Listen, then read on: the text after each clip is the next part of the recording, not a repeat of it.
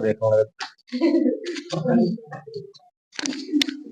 57 number का सबसे पहले चित्र बना लो।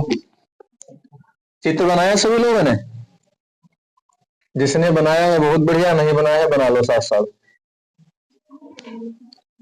उसके बाद में प्रतिरोध है और फिर उसके बाद में यहां पर संधारित्र लगा जाके, और फिर उसके बाद में यहां पर अमीटर किस क्रम में जोड़ते हैं बच्चों? श्रेणी क्रम में। अच्छा, यहां पर जो है प्रत्यावर्ती धारा स्रोत भी है, ठीक है। और इसका समीकरण दिया है b बराबर 200 √2 sin ओमेगा t। इसमें बाहर लिखा अंदर लिख दो, कोई दिक्कत? और यहां पर देखो वोल्ट मीटर यहां पर लगा हुआ है, इसका मतलब इनके बीच में लगा हुआ है, ठीक है। और इसका ही तुम्हें पाठ्यांक निकालना है। इसका मान कितना है? एक्ससी का मान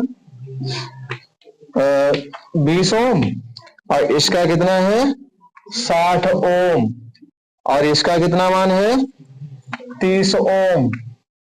अब कह रहा है कि पाठ्यांक याद कीजिए अमीटर का और वोल्ट मीटर का, ठीक है। इतना सवाल है।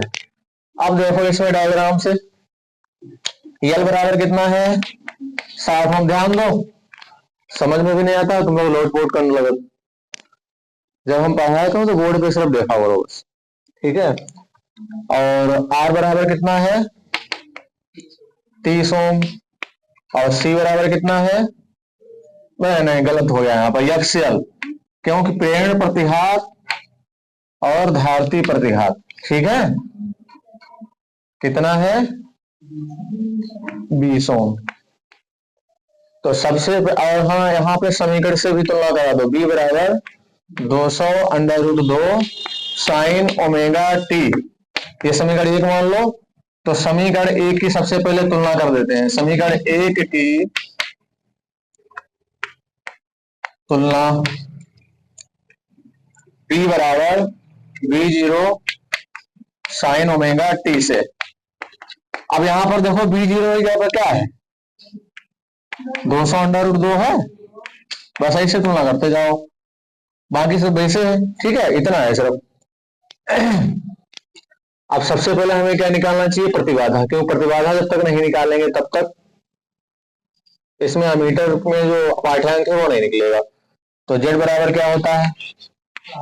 r² प्लस एक्सएल माइनस एक्ससी का होल स्क्वायर, ठीक है। तो r का मान कितना है? 30, तो 30 का स्क्वायर और प्लस एक्सएल का मान कितना है? 60 और माइनस 20 का होल स्क्वायर। तो 30 का वर्ग कितना हो जाएगा? 900, और यहाँ पे 60 में से 20 जाएंगे, 40 बचेंगे, तो 40 का वर्ग कितना हो जाएगा? 1600। और 1600 और 900 जब जोड़ेंगे तो कितना आएगा? 2500 आएगा। तो अंडर रूट 2500, इस 2500 का वर्गमूल लेंगे तो देखो 25 का मूल 5 होता है, और डबल जीरो का सिंगल हो जाएगा वर्गमूल, तो यहाँ पर कितना हो जाएगा? 50 ओम। ये प्रतिबाधा आ गई, ठीक है। और निकालना हमें मीटर का पाठ्यांक, और b0 हमारा दिया गया है। तो सबसे पहले हम I0 निकालते हैं। I0 ही तो निकलेगा। I0 बराबर क्या होता है? b0 बटे z, समझ में आया? तो b0 का मान 200 √2, z का मान 50, 50 जीरो एक काटो तो 5 चक्कू 20। तो I0 बराबर कितना आएगा?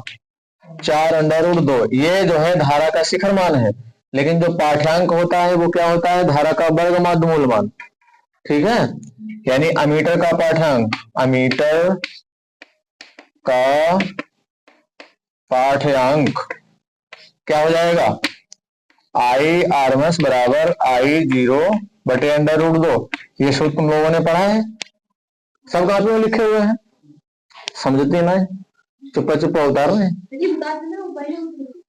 दिमाग एक है सबको। नहीं, अच्छा जो बताओ, दिमाग सबका एक ही होता है? उतारने में दिमाग लगा दो तो समझ में नहीं पियो। अब अगर हाँ समझ में आ जाए तो बिना देखे लगा दियो। अगर समझ में आ जाए तो बिना देखे लगा दोगे। I0, तो I0 कितना है, 4√2, और यहाँ पे √2, तो √2 से √2 कैंसिल हो जाएगा, कितना बचेगा, 4 एम्पियर। ये किसका पाठ्यांक आ गया, एमीटर का। ठीक है, उसके बाद में कह रहा है वोल्ट मीटर का पाठ्यांक। तो वोल्ट मीटर तो सिर्फ यहाँ पर जुड़ा हुआ है।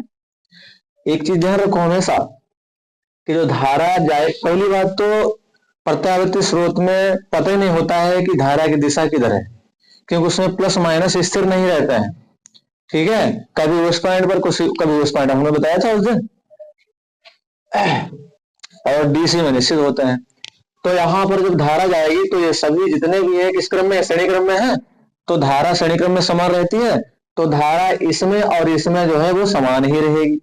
लेकिन वोल्ट मीटर जो है सिर्फ इसी का पढ़ेगा वोल्टेज, सबका नहीं, क्योंकि इन्हीं के बीच में लगा हुआ है। देखो ये तो छूट रहा है इधर, तो जब इनके बीच में हम यहाँ पर वोल्ट मीटर का पाठ्यांक निकालेंगे, वोल्ट मीटर का पाठ्यांक B बराबर, तो सूत्र क्या होता है, I और गुणे में प्रतिबाधा। और प्रतिबाधा किसकी रहेगी, इसकी ही सिर्फ। और इसकी प्रतिबाधा का तुम लोगों ने सूत्र पढ़ा है, XL माइनस XC होता है कि नहीं। अब यहाँ पर I का मान हम लोग निकाल चुके हैं 4, और XL का मान 60 है, माइनस XC का मान 20 है। तो यहाँ पर 4 गुणे 60 में से 20 जाएंगे, कितने बचेंगे, 40, और 40 की 4 से गुणा हो जाएगी तो कितना हो जाएगा, 4 चक्कू 16, और 1 0 160, और इसका मात्रक क्या हो जाएगा, वोल्ट। ये वोल्ट मीटर का पाठ्यांक हो जाएगा। समझ में आया, क्योंकि वोल्ट मीटर जो है सिर्फ इसी के बीच में लगा हुआ। ठीक, समझ में आया सभी के।